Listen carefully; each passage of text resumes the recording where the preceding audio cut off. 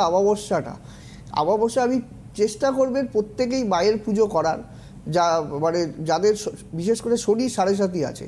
আমরা সাড়ে সাতির জন্য আমরা দক্ষিণাকালীর পুজো করি। দক্ষিণাকালীর শনির অধিরা দেবী হচ্ছে মা দক্ষিণাকালী, এবং দক্ষিণাকালীর যে পুজো বা শ্যামা পুজো যেখানেই হোক না কেন, দুটো মতে কিন্তু পুজো হয়। একটা বিরাচার, একটা হচ্ছে শুদ্ধাচার।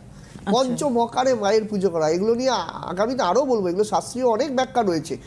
আমার কাছে আমি সব মানে ডিটেলস অনেকে জিজ্ঞেস করে, আমি কিন্তু তাদের বলি এই যে পঞ্চমকারে মায়ের পুজো হচ্ছে, আবার একদিকে কিন্তু শুদ্ধাচারে পুজো হচ্ছে। দুটোর মধ্যে কিন্তু ফারাক রয়েছে। একটা পাপ খণ্ডনের জন্য, পুণ্য অর্জনের আশায়, আর একটা ইন জেনারেল যেটা আমরা পুজো করছি সাধারণ মানুষ, এর মধ্যে কিন্তু ফারাক রয়েছে। ঠিক আছে, এই যে জিনিসগুলো কিন্তু বুঝতে হবে। এবং বিশেষ করে যখন গ্রহযোগ সংস্কারের ব্যাপারটা চলে আসবে, তখন আমি একটা কথাই বলি, যখন এই সময় কি হয়, এই পুজোর প্রাককালে বা পুজোর মুহূর্তে যদি কেউ 64 উপাচার দিয়ে অগ্নিশিখা জীবামূলে কেউ যদি আহুতি দিতে পারে, তার কিন্তু সেই ফল কিন্তু খুব ভালো আসে।